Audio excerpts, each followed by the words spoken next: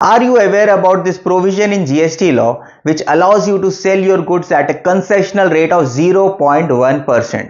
आप कोई भी गुड्स में डील कर रहे हैं, चाहे वो 5% हो, 12% हो, 18% हो, 28% या और भी कोई भी रेट का आइटम हो, प्लस सेस भी हो, स्टिल आप इस गुड्स को सेल कर सकते हैं एट 0.1% GST। क्या है ये provision and what are the conditions to make it possible, जानेंगे इस वीडियो में। But before that I request you to please subscribe to my channel immediately ताकि मुझे और भी ऐसी वीडियोस बनाने के लिए मोटिवेशन मिलता रहे। अगर आपको एज अ सप्लायर एक परचेज ऑर्डर मिलता है from a merchant exporter where he asks you to sell your goods which will be further exported by him without any further processing, तो in that case आप उसको cell कर सकते हैं at the rate of 0.1%। अब इसमें कुछ conditions हैं। क्या है ये कंडीशन? सबसे पहला कंडीशन ये है कि आपको एक परचेज ऑर्डर मिलेगा from the merchant exporter wherein he will ask you to sell your goods at 0.1% as per this notification. Second condition, ये जो गुड्स आप सेल करेंगे ये गुड्स आपका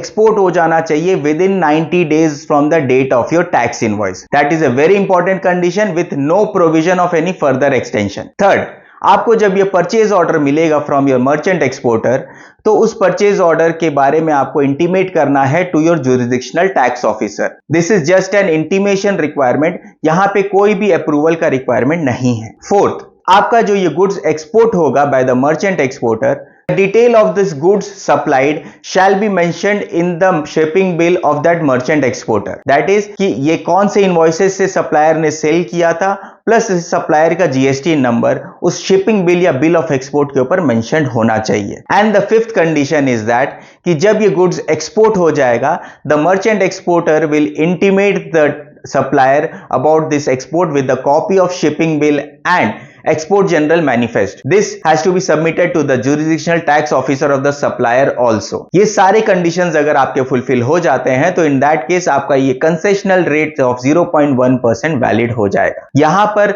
सबसे important condition है that the goods should be exported within 90 days from the date of tax invoice, otherwise ये concessional rate का benefit withdraw होगा एंड आपका जो बैलेंस जितना भी आपने कंसेशन लिया उसका टैक्स आपको डिपॉजिट करना पड़ेगा। आई होप आपको ये वीडियो यूजफुल लगा हो, कमेंट करके जरूर बताइएगा एंड अगर आपको नोटिफिकेशन या और भी कोई भी डिटेल के बारे में जानना है तो कमेंट करके जरूर बताइए। Thank you so much.